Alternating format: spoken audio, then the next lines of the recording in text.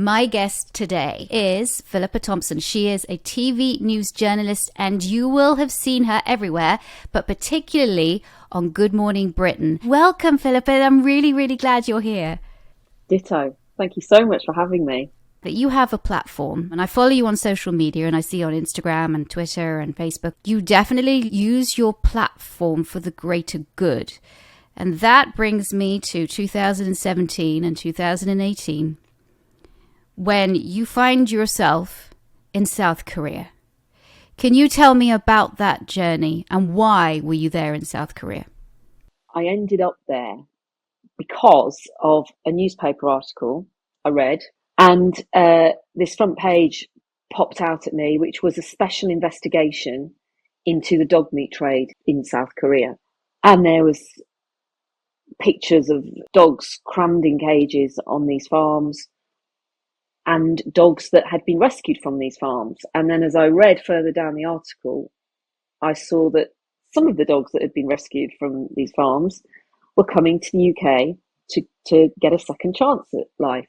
And something just took hold of me, and I'd already got 2 dogs at the time, and something just took hold of me, and I just thought, right, I want to rehome one of these dogs. Obviously, this is a tough subject for this podcast, but I think it's a subject that needs to be talked about, because there's some of it that it does have a happy ending. And of course, you experiencing or reading that article and going out there to South Korea, actually just not once, but twice, has led you to some very important beings in your life. Yeah.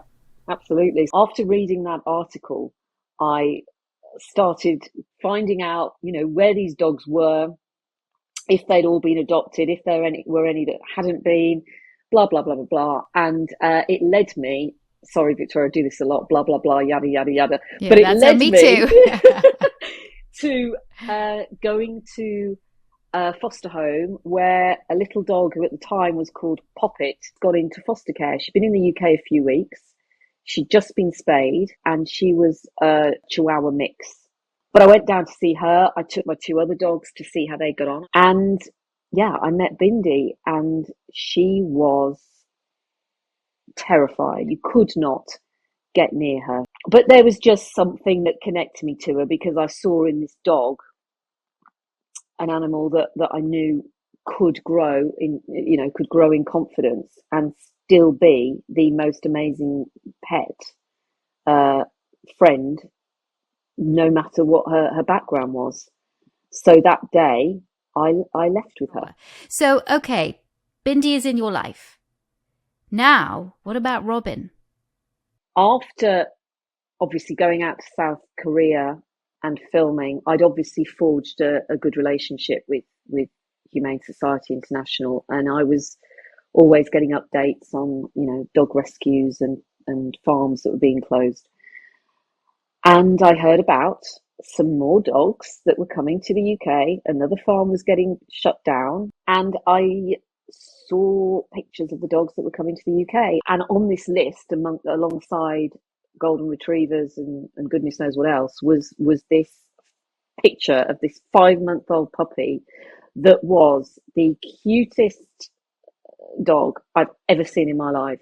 And they said to me at the charity, at HFSI, Pip, do you fancy Robin? I was going out to South Korea anyway, purely as a volunteer, because I wanted to help shut another farm down. So I went out and I met Robin.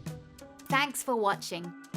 If you love It's Me or the Dog and want more dog training tips and tricks, visit my official site, positively.com.